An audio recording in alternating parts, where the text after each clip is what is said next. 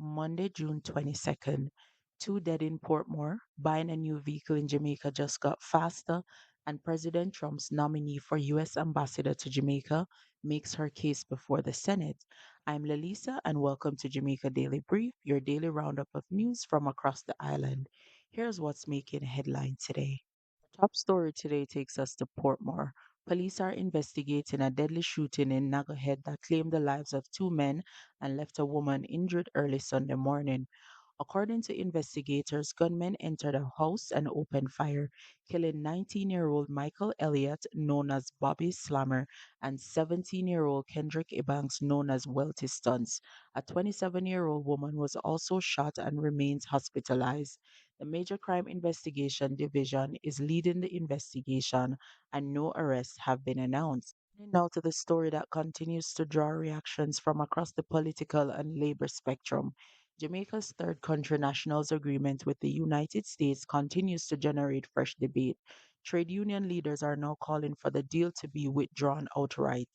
Vincent Morrison, president of the Union of Clerical, Administrative and Supervisory Employees, urged the government to pull out of the arrangement, while Tesha Clark Griffiths, president of the Jamaica Civil Service Association, said the country was ill prepared to shoulder the spillover of the U.S. immigration troubles. We have enough problems of our own here, she said. Member of Parliament Zuleika Jess also addressed the issue over the weekend, saying Jamaica is not a dumping ground and arguing that the country should not accept agreements that could compromise public safety. Opposition leader Mark Golden has taken a more measured position. He said he wouldn't likely ignore or reject a request from the United States, given how much of a close ally and partner it has been to Jamaica over the years, including after Hurricane Melissa. However, Golden said he would have preferred Jamaica wait for greater legal clarity before committing to the agreement. The government insists these aren't deportees, they're third country nationals transiting through Jamaica temporarily, capped at 25 on the island at any time, arriving every 2 weeks before onward movement to another destination. And now to Washington for what's quickly becoming one of the week's biggest stories.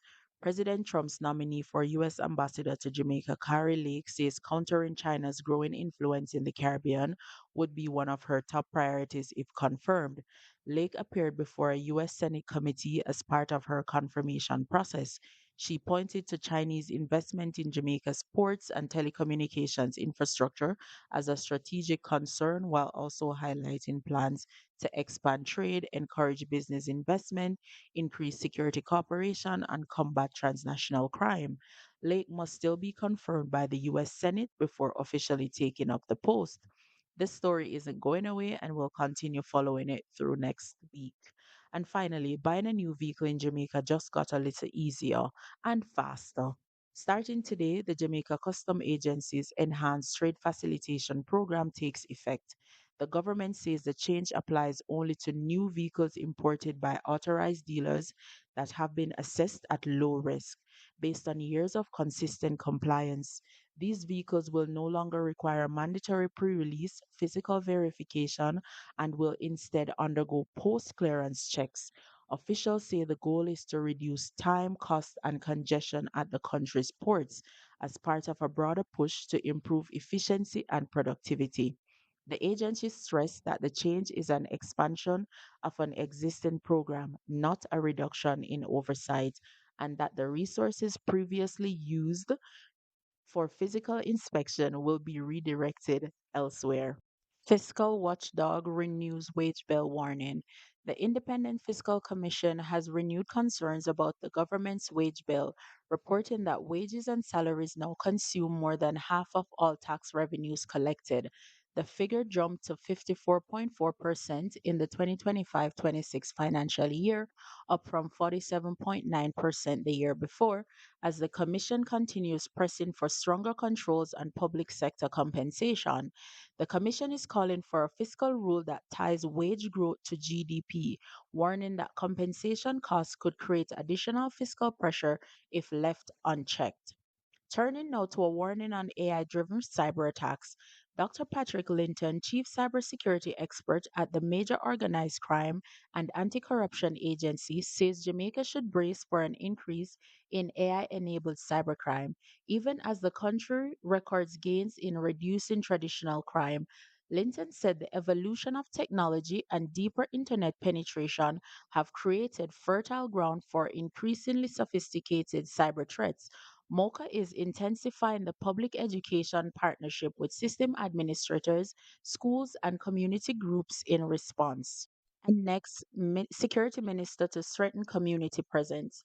The Ministry of National Security and Peace says it's working to strengthen its presence in communities as part of a broader effort to build safer and more resilient neighborhoods. Chief Technical Director Shauna Trowers said the ministry is partnering with the Ministries of Education and Health to address root causes of violence, including school violence and domestic violence, alongside continued investment in policing and technology. Meanwhile, parents urged to watch for child safety risks this summer. The Child Protection and Family Services Agency is urging parents and guardians to stay vigilant as children spend more unsupervised time online and at home during the summer break. The agency's concerns followed two recent cases in St. Thomas and St. Elizabeth involving allegation against minors. The CPFSA is encouraging open communication with children and closer monitoring of their online activity throughout the summer period. JHTA defends managed beach access amid growing controversy. The Jamaica Hotel and Tourist Association is pushing back against criticism of managed beach access, arguing that proper regulation, not unrestricted entry, is essential to protecting beach users, coastal environments, and the tourism industry. JHTA President Christopher Jarrett said the real question isn't whether Jamaicans and visitors should have access to beaches, but how that access should be managed.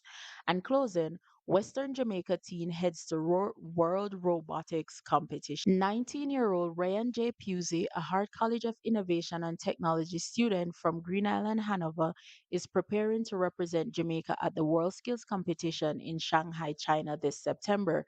Pusey and his teammate Antonio Roland will compete in autonomous mobile robotics training daily from as early as 5 a.m. I started at 12 with an Arduino and a dream, Pusey said. That's it for today's full brief. If you found this helpful, please like and subscribe to Jamaica Daily Brief. Also share it with another Jamaican wherever they are in the world. I will see you tomorrow.